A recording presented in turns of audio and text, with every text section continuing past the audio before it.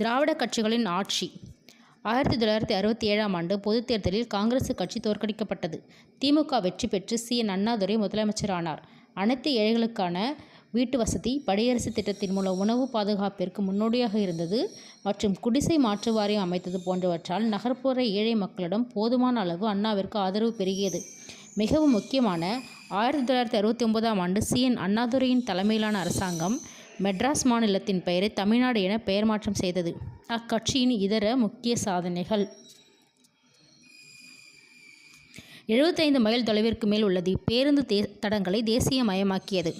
அனைத்து சாதி ஏழை மாணவர்களும் பல்கலைக்கழகத்திற்கு முந்தைய கல்வி மற்றும் தொழிற்கல்விக்கு முந்தைய படிப்புகளுக்கு கல்வி கட்டண விதிவிலக்கு அளிக்கப்பட்டது. 2வது உலக தமிழ் மாநாடு நடத்தப்பட்டது. தமிழக ஏழை மக்களுக்கு மானிய விலையில் அரிசி வழங்கப்பட்டது.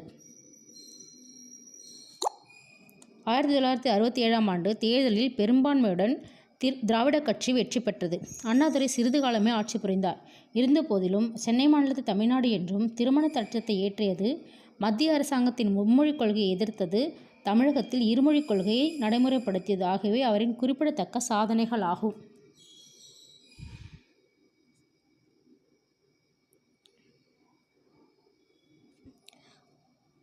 அண்ணாதுரை அவர்கள் நிறைய மாற்றங்கள் கொண்டு வந்திருக்காங்க.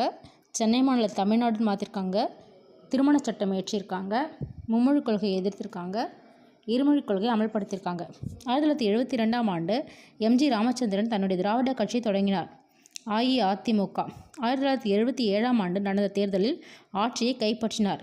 இதனை 1977இல் தனது இறப்பு வரை தக்க வைத்துக் கொண்டார். அதன் பிறகு மு. கருணாநிதி தலைமையில் திமுகவும், செல்வி ஜெயலலிதா தலைமையில் அஇஅதிமுகவும் அடுத்தடுத்த தேர்தல்களில் மாறி மாறி வெற்றி